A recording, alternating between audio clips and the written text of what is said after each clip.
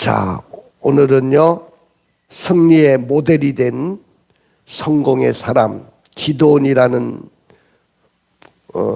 분을 이제 말씀으로 삼아서 말씀을 드리려고 합니다. 자, 오늘날 이 시대는 위기와 결핍의 시대라고 말할 수 있어요. 모든 것이 다 위기인 것 같아요. 우리가 생각지도 아니한 중동 전쟁이 발발했죠. 물론 이에 당사국들은 전쟁의 명분이 있겠죠. 그런데 고래 싸움에 새우가 등이 터진다고, 여러분들 지금 호르무즈라는 해협을 지나야 기름을 가져올 수 있어요. 그 해협이 굉장히 좁은 공간인데 그 일대를 이란이 장악하고 있어요. 그래서 지금 전쟁이 발발하자 그 호르무즈 해협을 봉쇄를 하고 여기에 유조선은 하나도 빠져나가지 못한다. 그러니까 각 나라의 기름이 공급이 돼야 경제도 돌아가고, 그런데 갑자기 그러니까 막 이 기름값이 치솟기 시작했죠. 지금 차 타고 다니기가 너무 겁날 정도입니다. 옛날에 오일 쇼크라는 엄청난 경제 위기가 왔는데 그런 위기가 안 와야 되는데 사람들이 굉장히 위기심을 갖기 시작합니다. 어쨌든 전쟁이 빨리 끝나야 될 것이라고 봅니다. 자, 우리가 이런 상황 속에서 승리를 위한 영적인 전략을 오늘 본문을 통해서 배울 수 있습니다. 거룩한 뺄셈. 뺄셈은 뺄셈인데 거룩한 뺄셈을 여러분 아십니까? 기드온의 300용사가 증명한 역설적인 승리의 법칙을 우리에게 말씀하고 있고, 성공 인생을 위한 4대 영적 프레임워크를 우리가 오늘 본문을 통해서 발견하게 될 줄로 믿습니다.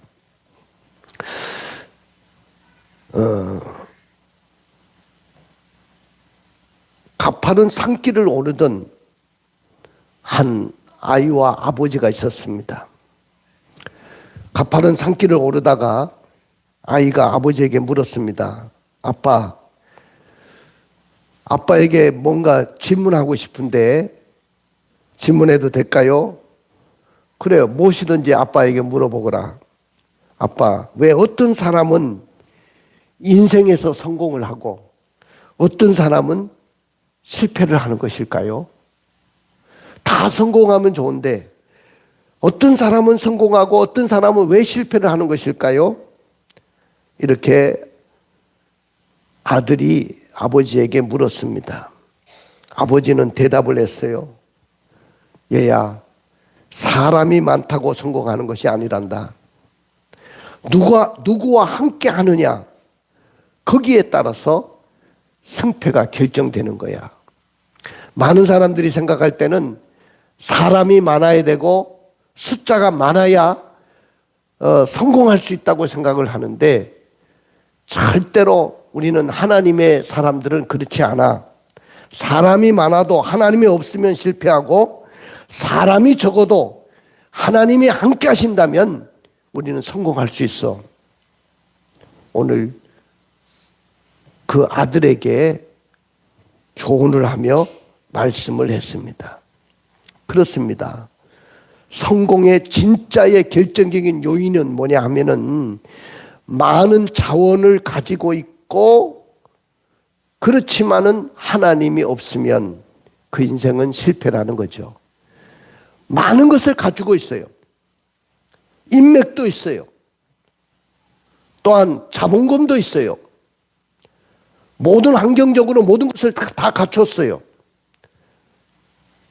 모든 인프라가 다 이제 만들어졌어요. 구축됐습니다. 그런데도 하나님이 없으면 여러분들 절대로 성공하지 못하고 실패한다는 건 여러분들이 아셔야 됩니다. 그런데 적은 자본을 가지고 있고 적은 숫자를 갖고 있습니다. 그럼에도 불구하고 하나님이 함께하는 인생은 반드시 성공합니다. 믿습니까? 그러니까 우리 젊은이들, 우리 청년들 기억해야 될 것이 뭐냐 하면은 여러분의 인생 가운데 앞으로 살 날이 창창하기 때문에 여러분들은 절대로 사람을 믿으면 안 돼요. 누군가가 도와주면 나는 성공할 수 있을 거야. 어떤 분이 나를 이끌어주면, 선배가 나를 이끌어주면 나는 성공할 수 있어. 어떤 친구가 나를 도와주면 나는 성공할 수 있어. 많은 인맥만 있으면 나는 성공할 수 있어. 많은 생각을 가질 거예요. 그러나 여러분들이 진짜 성공의 사람이 되기 위해서는 인맥이 아니고 환경도 아니고 바로 하나님이 함께 해야 된다는 겁니다. 하나님이 여러분의 삶 속에 임재해 계셔야 되고 함께 해 주셔야 됩니다. 성경에 보니까 요셉도 억울하게 노예로 팔려갔지만은 그 가운데서도 하나님이 함께 하시니까 형통했고, 감옥 가운데 갔지만은 그 감옥 가운데서도 하나님이 함께 하니까 형통했다고 했어요. 여러분들, 여호수아도 우리가 지난 시간에 말씀을 나눴지만은 여호수아도 그 전쟁에서 이길 수 있는 승리의 장수가 될 수 있었던 것은 주님이 함께 해주셨기 때문인 줄로 믿습니다. 나는 오늘 여러분의 인생 가운데 하나님이 함께하는 인생이 되기를 주님의 이름으로 축복합니다. 할렐루야. 그러니까 인간적인 논리로 볼 때 이미 패배가 확정된 비대칭 정쟁이 오늘 본문에 기록이 돼 있어요. 지금부터 약 3200년 전에 일어났던 일인데, 이스라엘 백성들이, 하나님을 섬겨야 될 백성들이 하나님을 섬기지 않고 우상을 섬겼습니다. 그래서 하나님은 징계로 미디안이라는 나라를 붙여가지고 농사를 져놓으면 농산물을 다 빼앗아가고, 가축을 길러놓으면 가축을 다 빼앗아가고, 그러니까 경제적으로 비패할 대로 비패하고 어려움 중에 빠졌을 때 그들은 그 어려움을 이길 수가 없어서 하나님께 부르짖기 시작합니다. 하나님께 부르짖었더니 하나님이 기드온이라는 사사를 부르셨어요. 기드온이 하나님의 부르심을 받고 나팔을 불어서 군대를 모병했습니다. 군대를 모았는데 군대 숫자가 32,000명이에요. 얼마요? 오늘 숫자 계산을 잘해야 돼. 마산상고 나오신 분 없죠? 자, 경상도에서는 숫자를 계산을 잘 못하는 사람을 너 마산상고 나왔니? 그렇게 이야기해요. 그러니까 오늘 숫자 계산을 잘해야 된다고 했죠? 오늘 거룩한 뺄셈을 잘해야 돼요. 32,000명의 군대가 모였어요. 객관적인 데이터는 이 32,000명의 군대도 철저하게 불리한 싸움이었습니다. 왜냐하면 적군인 미디안 군대의 숫자는 몇 명이에요? 13만 5천 명. 몇 명? 13만 5천 명. 그러면 아군의 군대는 몇 명? 3만 2천 명. 여러분들, 이 전쟁이 이길 수 있다고 생각하십니까? 여러분 생각해 보세요. 이런 전쟁이 이길 수 있습니까? 메뚜기 떼와 같이 많고 낙타도 셀 수 없는 압도적인 규모를 갖고 있는 군대가 바로 미디안 군대였습니다. 여러분들, 오늘날 전쟁을 보니까 지상전이 아니고 전부 다 공중전이더라고. 전부 다 폭격기가 가서 군사시설, 중요한 시설들을 전부 다, 군사기지들을 전부 다 폭격하는 그리고 거기에 군대의 수장들, 지도자들을 암살하는 그런 전쟁이더라고요. 그런데 옛날에는 전부 다 지상전이죠. 뭐 공중전이 어디 있습니까? 다 지상에서 싸우는 싸움이었어요. 그런데 13만 5천 명의 적군이 몰려왔고 그 숫자가 메뚜기 떼와 같이 많고 낙타도 셀 수 없을 정도로 압도적인 군대를 가지고 몰고 왔는데 이스라엘의 그 소집군들은 3만 2천 명밖에 안 돼요. 그러니까 미디안 군대의 약 23% 수준밖에 안 됩니다. 23%.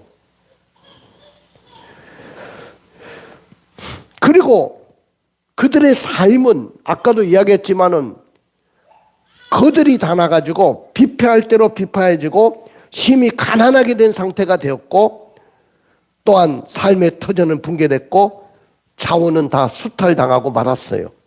자, 이런 전쟁은 내가 생각해봐도 이길 수가 없어요. 이런 전쟁에서 어떻게 이길 수가 있겠습니까?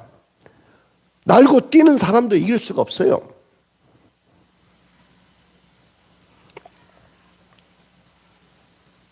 그런데 오늘 상식을 파괴하는 하나님의 첫 번째 진단과 그 말씀을 우리가 한번 들어보시면 굉장히 도전이 될 줄로 믿습니다. 우리 한번 읽어볼까요? 여호와께서 기드온에게 이르시되 너를 따르는 백성이 너무 많은즉 내가 그들의 손에 미디안 사람을 넘겨주지 아니하리니 여호와께서 기드온에게 이르시되 너를 따르는 백성이 너무 많다는 거예요. 아이, 하나님도 참 희한한 하나님이셔요. 어떻게 하나님 적군들은 13만 5천 명이 왔는데 우리는 고작 뭐요?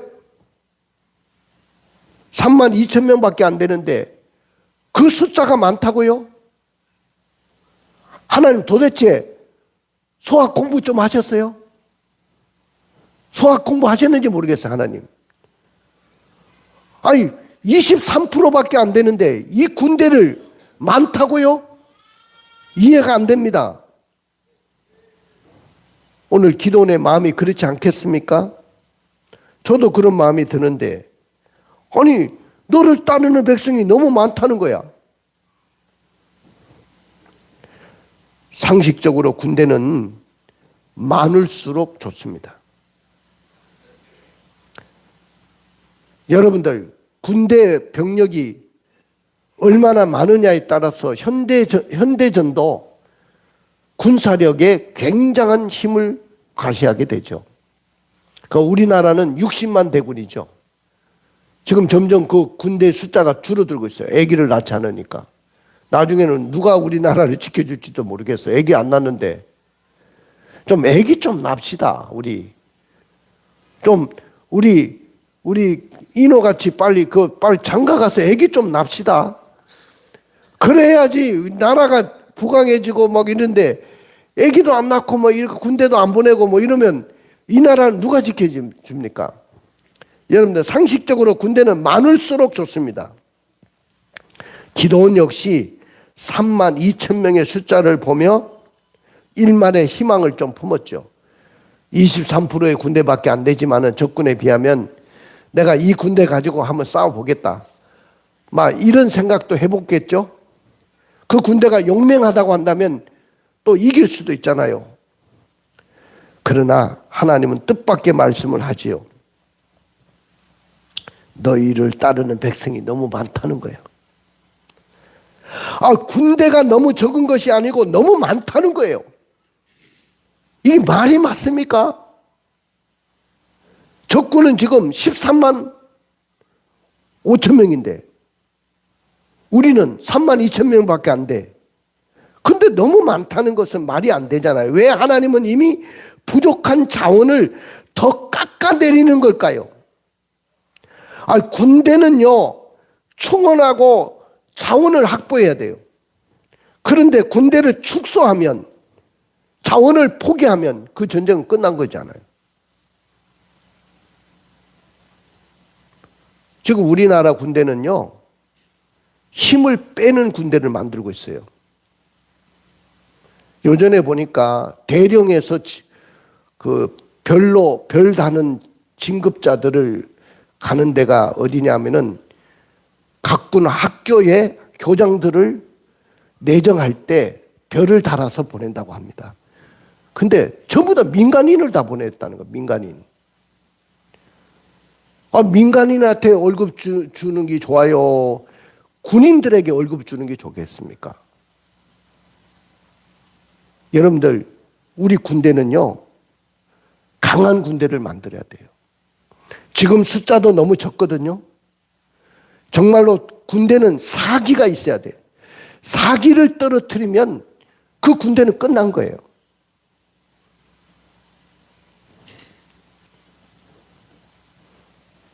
그런데 오늘 하나님도 보니까 군대 충원이 아니고 군대를 축소시키는 것을 봅니다. 참 이해가 안 되죠. 자, 우리 또 성경 구절 한번 읽어보겠습니다. 이제 너는 백성의 귀에 외쳐 이르기를 누구든지 두려워 떠는 자는 길르앗산을 떠나 돌아가라 하시니 이에 돌아간 백성이 22,000명이요 남은 자가 10,000명이었더라. 자, 하나님이 이렇게 이야기합니다. 이제 너는 백성의 귀에 외쳐 이르기를 누구든지 두려워 떠는 자는 길르앗산을 떠나 돌아가라. 두려운 자, 무서워하는 자, 전쟁 무서워하는 자들은 다 돌아가. 전쟁 좋아하는 사람이 있겠어요, 없겠어요? 아마 군대에 왔던 사람이 너 돌아가라고 하면, 전쟁이 발발했는데 돌아가라고 하면 얼마나 좋겠습니까? 근데 돌아간 숫자가 22,000명이야. 22,000명이 돌아갔으니까 남은 자가 얼마요?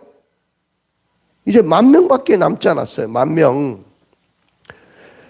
여러분들, 22,000명이 가고 이제 32,000명 중에서 이제 10,000명이 남았는데 그 32,000명의 숫자가 너무 많다는 거 아닙니까?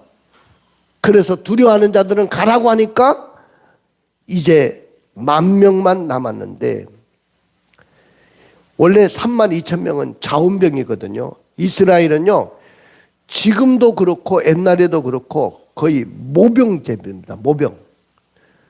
물론 군인들이 지금처럼 우리나라처럼 의무적으로 군에 가서 복무하는 자들도 있지만은 그 복무 기간이 끝나면 전부 다 거의 예비군입니다. 예비군.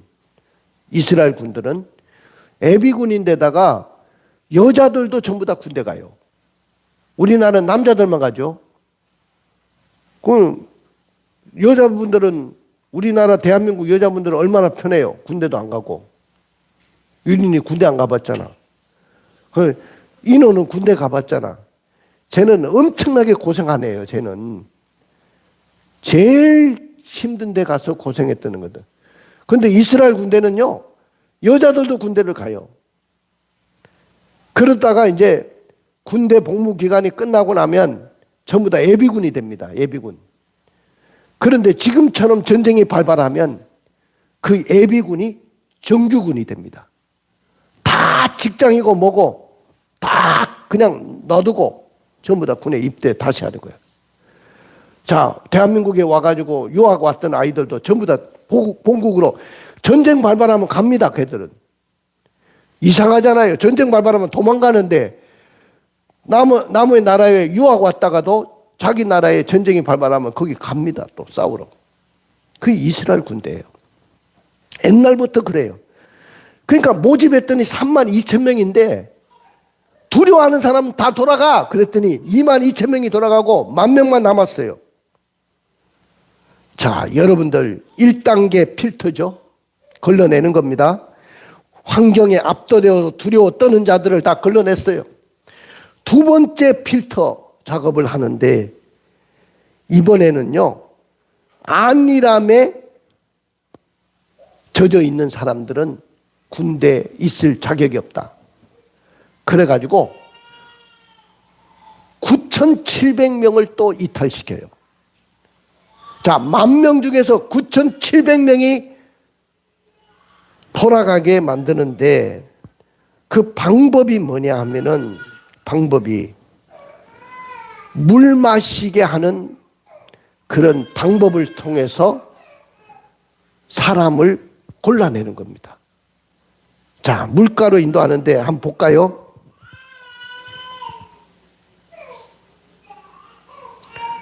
자, 한번 읽어봅시다. 4절부터 6절까지 읽습니다. 여호와께서 또 기드온에게 이르시되 백성이 아직도 많으니 그들을 인도하여 물가로 내려가라. 거기서 내가 너를 위하여 그들을 시험하리라. 내가 누구를 가리켜 내게 이르기를 이 사람이 너와 함께 가리라 하면 그는 너와 함께 갈 것이요 내가 누구를 가리켜 내게 이르기를 이 사람은 너와 함께 가지 말 것이니라 하면 그는 가지 말 것이니라 하신지라. 이에 백성을 인도하여 물가에 내려가매 여호와께서 기드온에게 이르시되 누구든지 걔가 핥는 것 같이 혀로 물을 핥는 자들을 너는 따로 세우고 또 누구든지 무릎을 꿇고 마시는 자들도 그와 같이 하라 하시더니 손으로 움켜 입에 대고 핥는 자의 수는 300명이요 그 외의 백성은 다 무릎을 꿇고 물을 마신지라. 자, 여러분들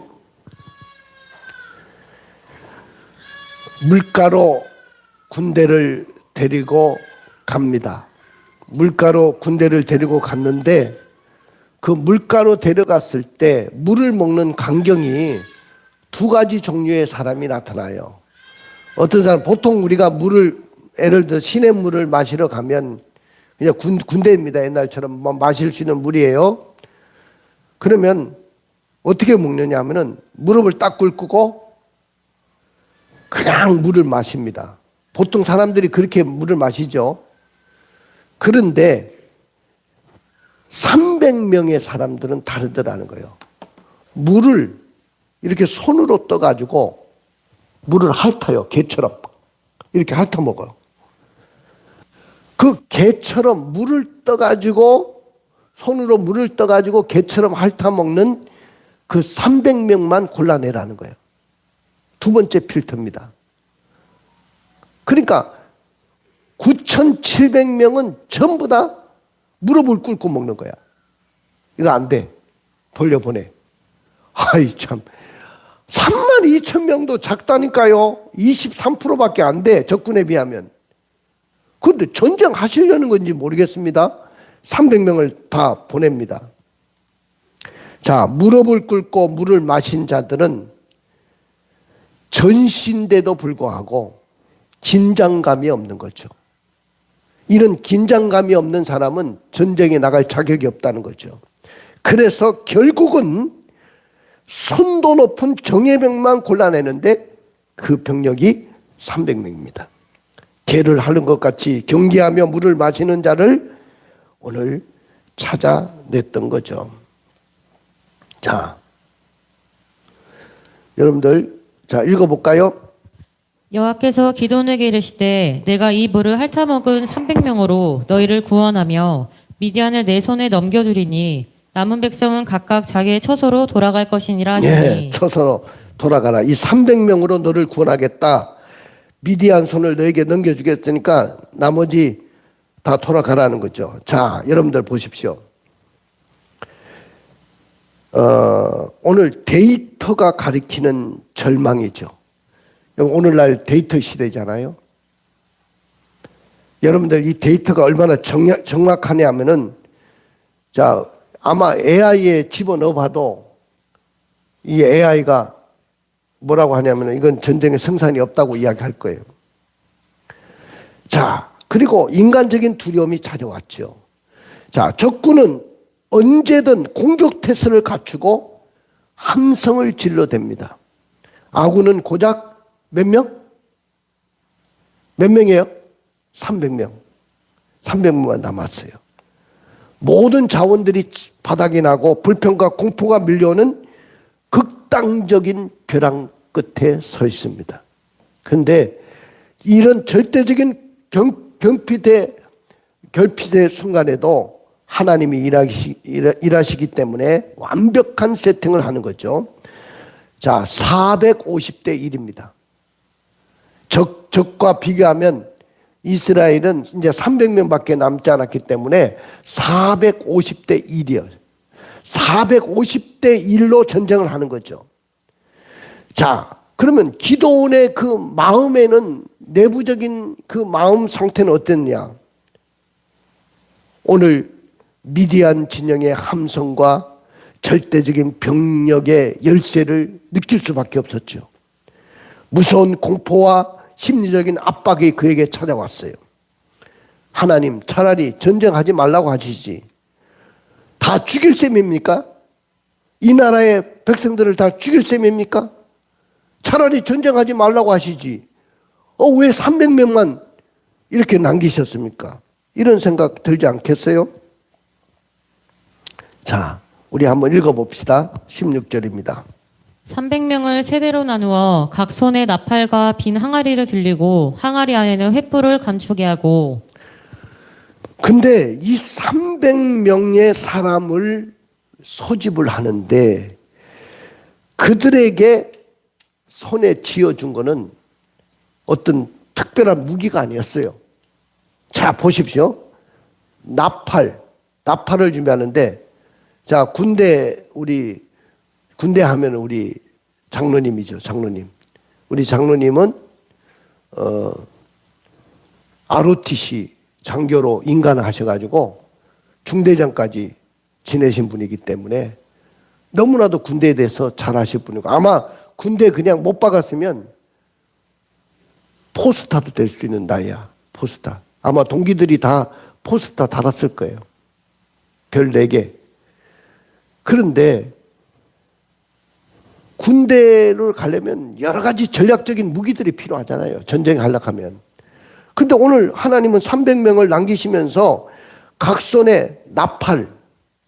근데 군대 가보면 알지만은 그 큰 부대도 나팔 하나면 돼요. 딴따란딴딴딴딴 아침에 일어나라 그러면 일어나고 잠잘 때 또 나팔 부르면 자는 거고. 군대를 지휘하는 나팔은 하나만 있으면 돼요. 근데 300명에게 전부 다 나팔을 지어준 거야. 그 다음에 빈 항아리, 전쟁터에 나갔는데 빈 항아리는 왜 들고 갔는지 몰라. 빈 항아리를 300명이 다 준비하래요. 그리고 그 빈 항아리에는 횃불을 준비하라는 거예요. 횃불. 빛을 감춰가지고 항아리에 딱 횃불을 준비해서 전쟁터에 나가게 하는 것입니다. 그런데 보면 하나님 왜 군대를 주셨는가? 여러분 학교 다닐 때 그래프 공부 많이 하셨잖아요. 은혜의 역설곡선을 우리가 만나게 되죠. 이스라엘 백성들의 군대가 처음에는 32,000명에서 100%죠. 거기서 점점 줄어들수록 하나님의 온전한 능력이 개입할 공간이 더 커졌다는 거예요. 군대가 많으면 많을수록 하나님의 은혜의 공간이 없는데 군대의 숫자가 300명으로 떨어지면서 사실 10,000명 남았을 때 군대 숫자가 그때부터 이제 치고 올라가는 거거든요. 하나님의 은혜의 역사가 하나님이 그때부터 역사하기 시작하는 거예요. 여러분들 하나님이요 지금 이 전쟁을 이길 수 있는 능력과 권능을 갖고 계시는 분이잖아요. 근데 이스라엘 백성들은 군대를 의지할 수밖에 없었잖아요. 그런데 그 숫자를 떨어뜨리면 떨어뜨릴수록 하나님의 온전한 능력이 개입할 공간이 있었다는 거죠. 여러분들 하나님이 원하시는 것은 인간의 숫자가 아니었습니다. 오직 하나님만이 하셨음을 인정하는 순수한 믿음이 거기에 있었다는 거죠. 자, 왜 그랬냐? 거기에 보면 사사기 7장 2절입니까? 2절 읽어볼까요? 거기 아니지 맞나? 자, 읽어봐요. 여호와께서 기드온에게 이르시되 너를 따르는 백성이 너무 많은즉 내가 그들의 손에 미디안 사람을 넘겨주지 아니하리니 이는 이스라엘이 나를 거슬러 스스로 자랑하기를 내 손이 나를 구원하였다 할까 함이니라. 네, 왜 군대를 떨어뜨린 이유는 여기에 있는 겁니다. 니네들이 스스로 자랑하기를 우리 군대 숫자가 너무 많았기 때문에 숫자가 많아서 이겼을 거라고 생각하잖아요. 우리 숫자가 많아서 이겼어. 그런데 군대 숫자가 줄어들수록 하나님을 의지하게 된다는 거죠. 여러분들 삶도 마찬가지예요. 내 삶에 내가 의지할 것이 있으면 절대로 하나님 의지하지 않잖아요. 지금이라도 여러분들이 의지할 것이 없으면 누구밖에 없어요? 하나님밖에 없는 거죠. 근데 내가 의지할 것이 너무 많으면 그걸 의지하지 하나님을 의지하겠습니까? 자, 예를 들어서 사업을 합니다. 자, 사업하는데 자본이 굉장히 많아요. 또 나와 함께 하는 사람들이 많습니다. 숫자가 많아요. 그러면 이것이 다 자본인데, 사람도 자본이 되고 돈도 자본이 되는데, 그러면 우리가 그거 의지하지 하나님 의지하겠습니까? 근데 자본도 부족하고 돈도 없고 사람도 없어. 모든 것이 다 부족해. 그러면 하나님 의지하게 된다는 말이죠. 이해가 되십니까? 자, 여러분들 보십시다. 세상의 공식과 하나님의 공식은 달라요. 우리가 직면한 사업의 어려움, 자원의 부족함은 실패의 징조가 아니라는 거죠. 여러분들이 생각할 때는 모든 것이 다 완벽한 자본이 있어야 되고 돈도 있어야 되고 인맥도 있어야 되고 사람도 있어야 된다고 생각합니다. 그러나 그 자원의 부족함은 실패의 징조가 아니라는 거죠. 그것은 세상의 성공 공식을 버리고 하나님의 성공 공식으로 갈아타야 할 정확한 타이밍이라는 거죠. 자, 비교를 해봅시다. 세상의 성공 논리, 하나님의 성공 논리가 달라요. 자, 군대로 본다면은 다수의 군대가 있어야 되고요. 또한 사업을 하는 사람이라고 한다면 풍부한 자본이 있어야 돼요. 그런데 하나님의 성공 원리는 소수 정예 부대만 있으면 된다. 그 다음에 하나님이 임재하시면 된다. 함께 하시면 된다. 여러분들 아무리 자본이 없어도 하나님이 여러분의 사업 현장 속에 함께 하시면 여러분의 사업이 번성할 줄로 믿습니다. 그 다음에 승리의 기준입니다. 세상에는 스펙을 이야기합니다. 또 통계적인 우위를 이야기합니다. 그러나 하나님의 성공 원리는 절대적인 믿음의 크기입니다. 여러분들에게 믿음이 있느냐 없느냐 이걸 중요하게 여기는 거죠. 아무 스펙도 없고 모든 것이 부족해도 나에게 믿음이 있으면 우리는 승리할 수 있는 거죠. 나는 오늘 이 믿음을 가지기를 원합니다.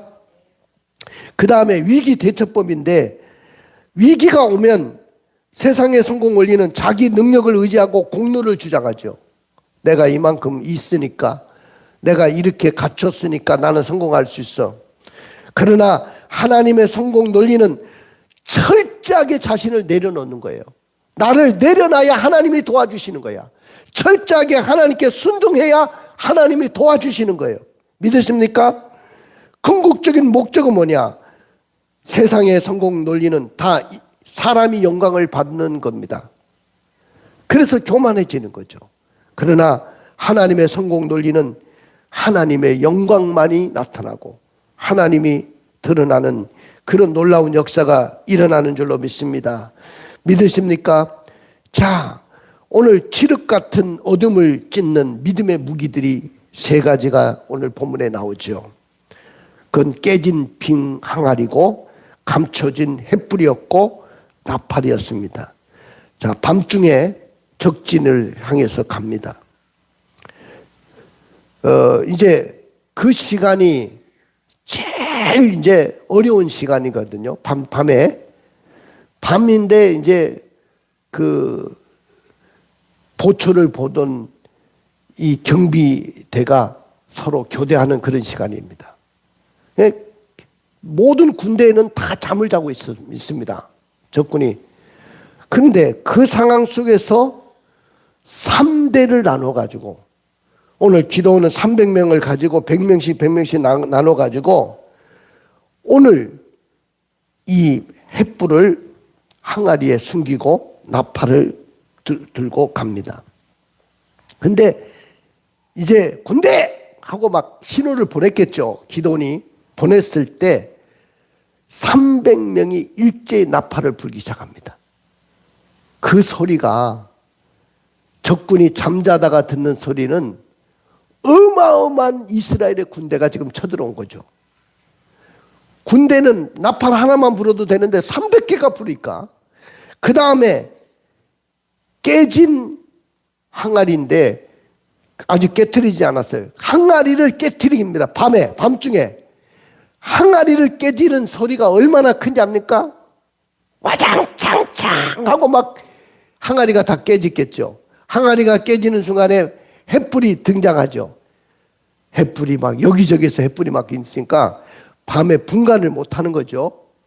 그러니까 이 적군들이 밤에 일어나가지고 지들끼리 칼을 막 어디서 찾고 창을 찾아가지고 이스라엘은 지금 나팔 불고 항아리 깨트리고 횃불만 들었는데 자기들끼리 싸움이 일어나서 그냥 자멸하고 만 거예요. 깨진 빈 항아리는 뭘 이야기합니까? 나의 자아와 고집, 내 방법이 깨어지는 것을 이야기합니다. 감춰진 횃불은 뭐냐면 내 안에 감춰져 있던 성령의 빛과 능력을 의지하는 것이죠. 나팔은 뭐냐? 믿음의 선포와 담대한 승리의 외침이 있었다는 거죠. 하나님을 이하라, 기도원을 이하라 하고 막 함성을 지르면서 나팔을 불러댔을 때 역사가 일어났습니다. 자, 보십시오. 승리하는 인생을 위한 사륜구동의 프레임워크가 여기 나오죠. 여러분, 자동차가 굴러가는데 전륜구동이 있고 후륜구동이 있어요. 근데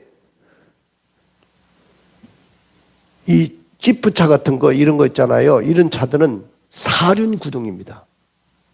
사륜구동으로 하면 눈 올 때도 절대로 미끄러지지 않고 고바위를 올라가는데도 사륜구동 4바퀴가 올라가는 거하고 앞에 바퀴 2바퀴가 굴러가지고 차가 움직이는 거하고 뒷바퀴가 울려가가지고 움직이는 거하고 어떤 것이 힘이 있겠어요? 사륜구동이겠죠.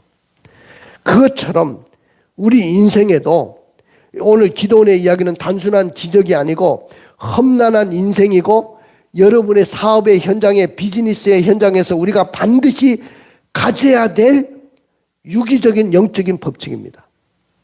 자, 오늘 사업하시는 우리 박상윤 집사님, 조진성 권사님, 조진수 권사님, 또 박미자 집사님, 자, 사업하는 분들, 또 우리 집사님들 다 들어보십시오. 첫째는 이 4가지만 갖추면 여러분들은 반드시 성공의 길로 갑니다. 자원이 필요하죠. 근데 그 자원은 믿음입니다. 우리 믿는 사람에게는 자본이 믿음이 돼야 됩니다. 믿습니까? 절대로 돈이나 사람을 자본으로 삼지 말고 믿음을 자본으로 삼으세요. 그 다음에 내면에는 교만 경계가 있어야 돼요. 내가 돈을 벌면 교만해질 수 있다는 생각을 버려야 돼요.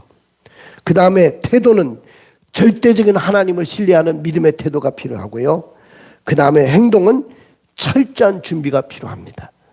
오직 하나님만 의지하겠다는 이 4가지의 그 기둥이 분명하게 세워지면 여러분들은 반드시 성공의 자리에 가게 될 줄로 믿습니다. 자, 1법칙이 뭡니까? 자원을 바라보는 시선과 내면의 태도죠. 숫자가 아닌 믿음을 사용하라는 겁니다. 옛날에 모세도 지팡이를 이용했고 다윗은 문맷돌로 골리앗을 이겼고 예수님도 소수의 12제자를 통해서 세계 선교의 사명을 감당했습니다. 하나님 언제나 가장 적은 자원을 가지고 큰 역사를 일으키시는 분이었습니다. 그 다음에 성공의 주적은 뭐냐? 교만을 경계하는 겁니다. 하나님은 우리 삶의 시련, 역경, 또 궁핍, 그것을 남겨두신 이유가 있어요. 우리 일생에 교만하지 않고 끝까지 하나님을 의지하라는 거죠. 그 다음에 4번째, 3번째는 말씀의 태도인데 절대적으로 여러분들이 하나님 말씀을 신뢰해야 돼요. 내가 적진을 내 손에 넘겨줬다. 이 하나님의 말씀, 두려워 떨던 300명이 가장 강력한 야전병으로 돌변할 수 있었던 것은 절대적인 하나님의 신뢰가 있었기 때문이다. 그 다음에 네 번째는 전시 상황의 경계태세를 유지하는 겁니다. 우리가 믿음을 가질 때 믿기 때문에 아무것도 안 해도 된다는 것이 아니고 우리가 믿음의 사람이기 때문에 최선을 다하는 삶을 살아야 돼. 여러분 철저하게 하든지 처절하게 하든지 그렇게 살아내야 돼요. 그럴 때 여러분들은 반드시 승리하게 될 줄로 믿습니다. 오늘 지금의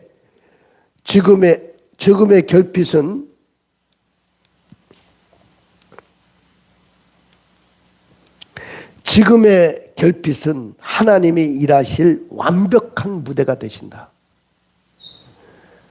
지금인 여러분들이 나는 배운 것도 없어.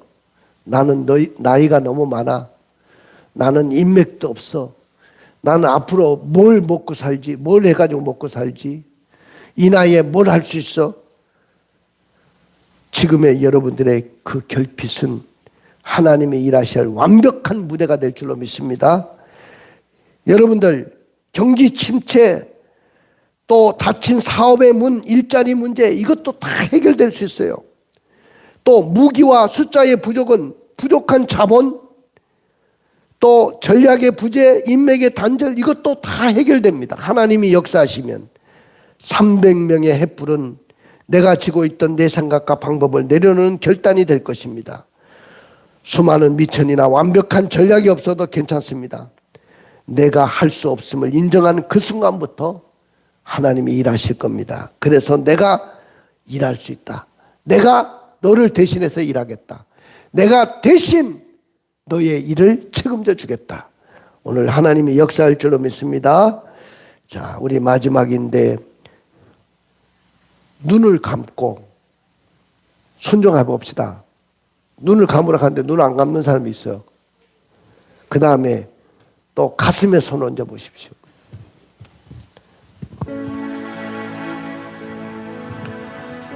가슴에 왜 손을 얹느냐? 가슴에 손을 얹는 이유는 내 마음에 결단하기 위해서 가슴에 손을 얹는 거예요. 여러분들 사람이 적어도 내가 나이가 많이 먹었고